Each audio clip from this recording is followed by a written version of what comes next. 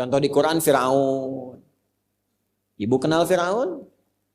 Ayo bilang kenal. Langsung saya berhenti pengajian nih. Ada ibu yang angguk, mohon Pak. Aduh. Firaun itu bukan nama asli, gelar. Faraoh, gelar pemimpin tertinggi di Mesir pada waktu itu. Raja.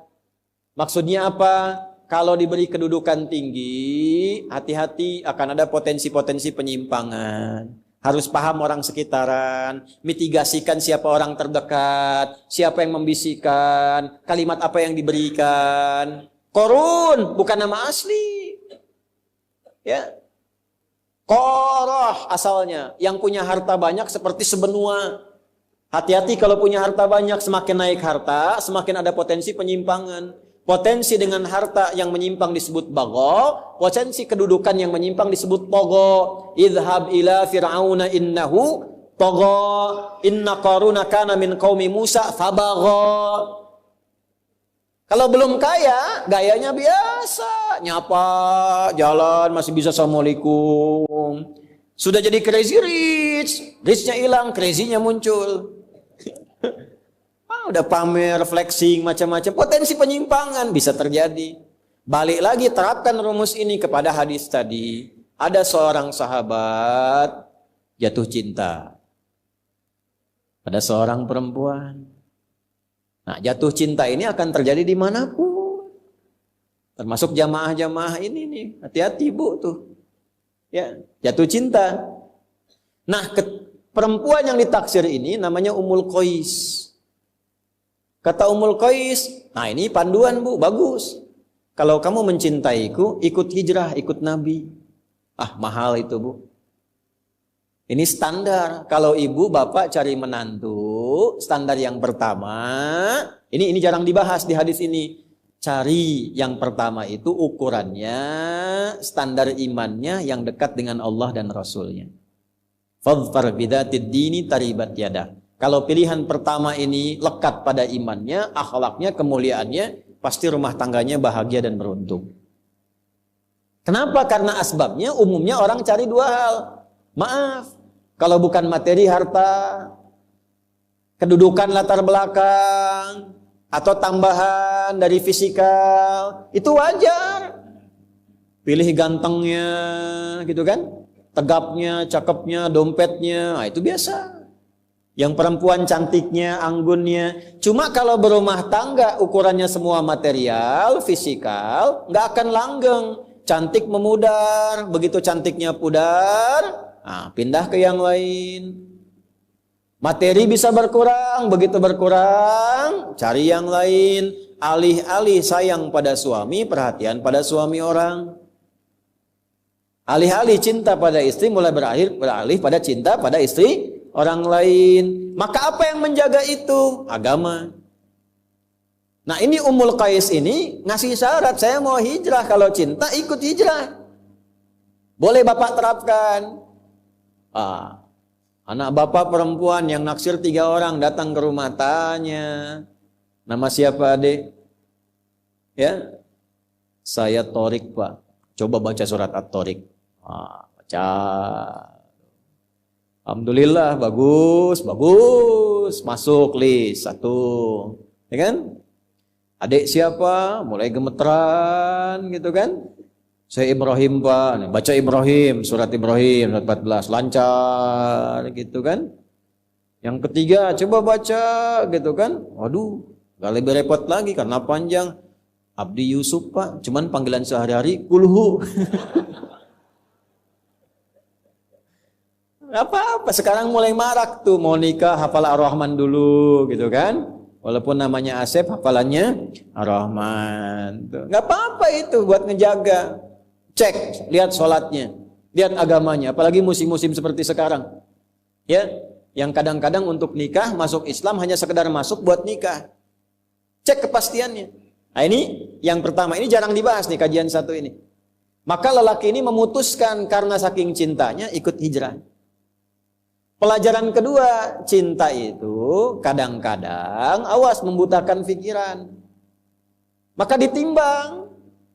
Jangan sampai nekat karena cinta orang tua dilanggar.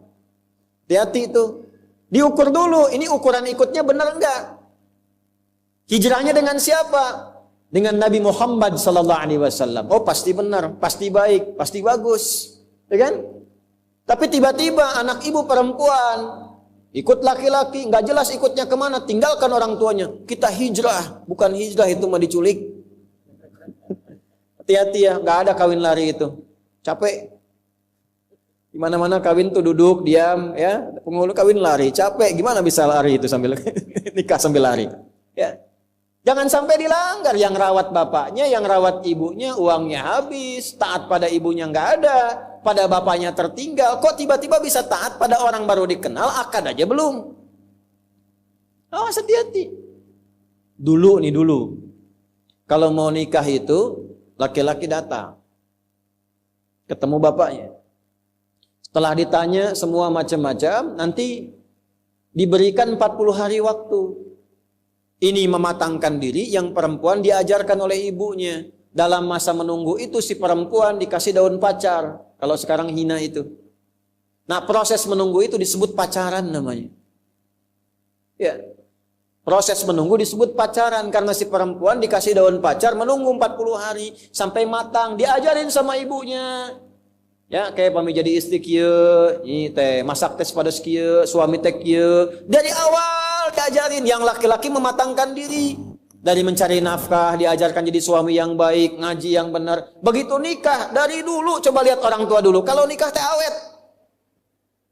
Karena dipakai. Sekarang konsepnya berubah. Yang disebut pacaran teh naik beca berdua. Seakan-akan beca milik berdua, tukang beca nggak ada, lewat sampai maung di situ hilang satu tuh.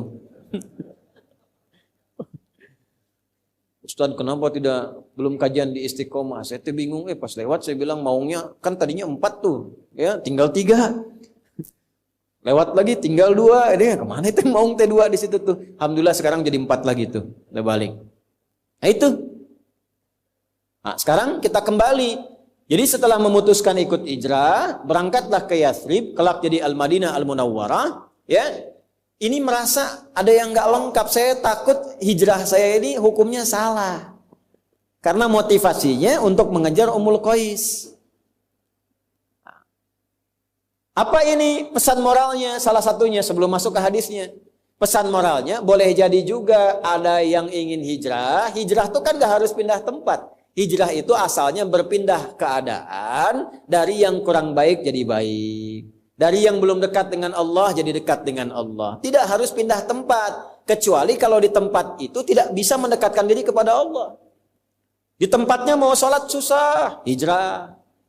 Tapi kalau di tempat itu yang ke masjid banyak, yang ngaji banyak, cuman Anda yang belum ke masjid. Anda ingin hijrah, nggak usah pindah tempat, pindah kebiasaan.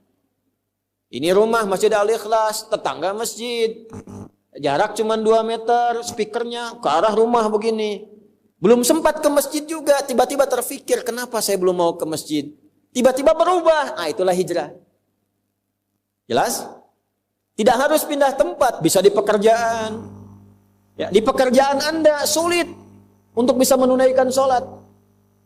Mohon maaf, mau sholat susah, apalagi mau ngaji. Ya, sedangkan rezeki Allah sudah atur, pasti diberi. Catat tuh konsep itu. Tolong tanamkan pada jiwa kita. Kita itu rukun iman ada 6. 1 sampai 5 sering lulus, yang ke-6 sering gagal. 6 tuh kodo dan kodar. Di antara kodo dan kodar tuh rizki. Rizki kita itu diatur, pasti diberikan kalau mau bergerak. Jadi prinsipnya kerja dimanapun rizki pasti datang. Ya, jadi kenapa harus memilih tempat pekerjaan yang menjauhkan seseorang dari Allah? Sok pilih mana? Gaji 100 juta tapi nggak bisa sholat.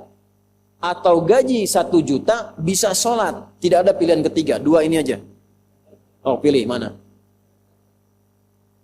Tak mudah kan? Ya, karena wajahnya udah kelihatan 100 juta sholat gitu. Sekarang ada orang milih jaga toko, gaji nggak seberapa, tapi nggak sholat.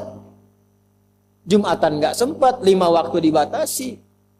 Dan dia yakin yang ngasih rezeki Allah, tapi ninggalkan Allah. Ini nggak bisa jadi calon menantu, Bu. Allah aja dia tinggalin, apalagi anak ibu. Bikin status tuh. Jadi kalau ada anak menantu datang ke rumah calon, ditanya nggak sholat, tanya balik. Kamu Allah aja kamu tinggalin, apalagi anak saya. Itu. Ya? Nah ini, orang ini merasa bersalah.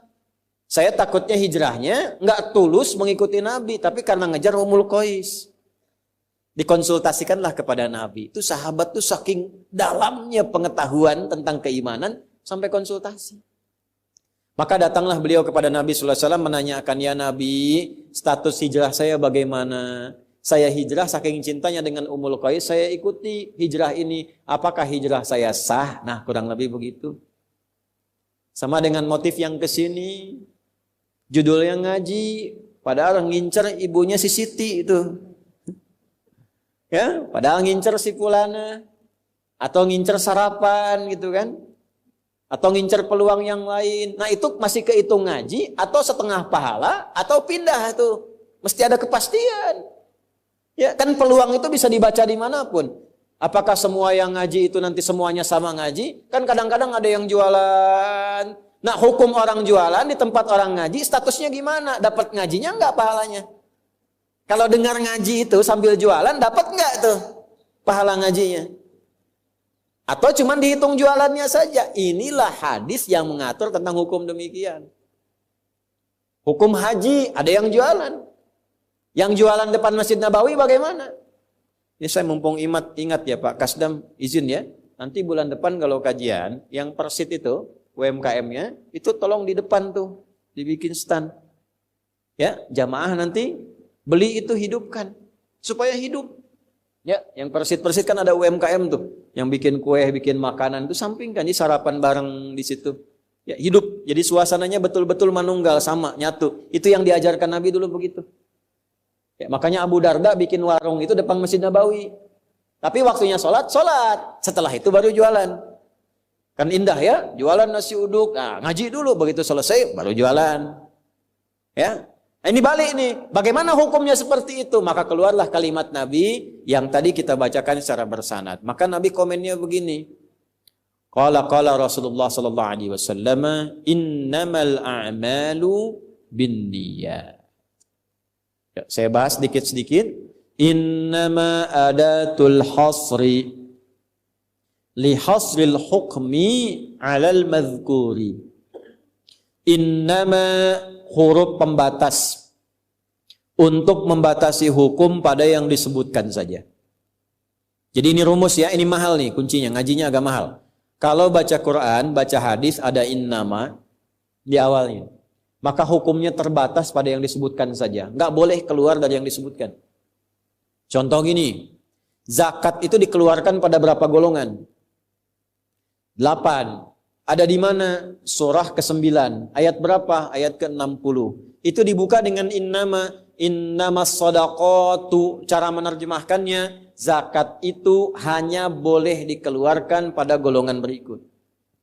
Lil fuqara 1, wal masakin 2, wal amilina 'alaiha 3, wal muallafati qulubuhum 4, wa fir riqab 5, wal gharimin 6, wa fi sabilillah 7, wa ibnis sabil 8. Ke-8 ini, di luar 8 enggak boleh.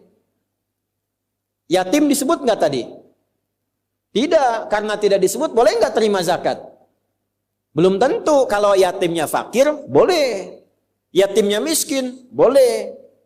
Bill Gates punya anak yatim, terima zakat enggak? Enggak, bapaknya orang kaya.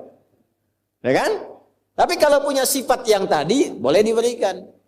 Tapi infak boleh terima. Infak itu tidak harus uang. Teman Anda kaya, orang paling kaya sekota Bandung, muslim, meninggal bapaknya, yatim anaknya, sahabat Anda, tidak dikasih zakat, tapi infak boleh. Tahu anak itu senang mainan, ada robot-robotan, belikan itu sebagai infak penyambung persahabatan dengan bapaknya. Ada di mana ayatnya? Quran surah 2, ayat berapa? 215. Bagaimana bunyinya? Yas'alunaka madza yunfiqun. Mereka konsultasi pada Muhammad, kalau mau infak bagaimana? Qul ma anfaqtum min khair. Katakan kalau mau infak cari yang terbaik. Untuk 5 golongan, 1 lil walidain orang tua, 2 wal aqrabin kerabat, 3 wal yatama, masuk di sini anak yatim. 4 wal masakin orang miskin, 5 wabnis sabil dalam perjalanan sulit. Paham sampai sini? Ini innama, nggak boleh keluar dari 8 tadi. Hadis yang disampaikan oleh Nabi diikat dengan innama, artinya hukumnya terbatas. Innamal a'malu, semua perilaku, perbuatan itu, baik Anda hijrah, atau Anda makan, Anda minum, Anda kerja, Anda nulis, apapun pekerjaan Anda, mau di militer, di birokrasi, mau ngajar, termasuk ustadz yang ceramah, kiai yang berfatwa, habib yang mengajar, semua perbuatan itu dihukumi benar tidaknya, berpahala tidaknya, jadi ibadah atau rutinitas bin niat, bergantung pada niat.